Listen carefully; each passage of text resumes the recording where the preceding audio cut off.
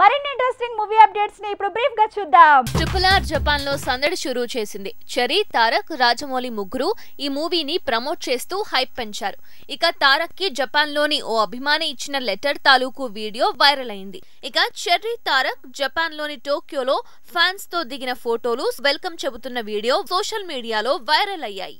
నటసింహం బాలయ్య మూవీకి రెడ్డి గారు లేదంటే వీరసింహారెడ్డి ఈ రెండింట్లో ఏదో ఒకటి కన్ఫర్మ్ కాబోతోందట. ఈ నెల 25కి అఫీషియల్ గా ఫిల్మ్ టీమ్ టైటిల్ ని అనౌన్స్ చేయబోతోంది.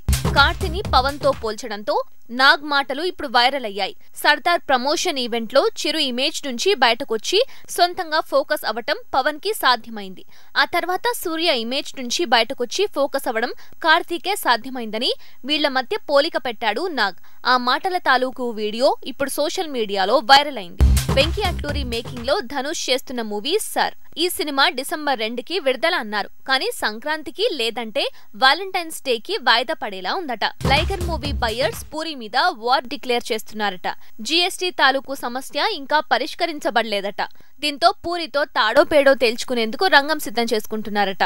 విజయ్ దేవరకొండ కొత్త సినిమా ఓకే అయింది. గౌతమ్ తిన్ననూరి కథ సిద్ధం చేశాడు. రామ్ చరణ్ రిజెక్ట్ చేసిన ప్రాజెక్టే రౌడీ స్టార్ తో తీయనున్నాడట గౌతమ్ తిన్ననూరి. పవన్ కళ్యాణ్ హరిహర వీరమల్లు సినిమా కోసం వేసిన సెట్ 24 కోట్లని తెలుస్తోంది.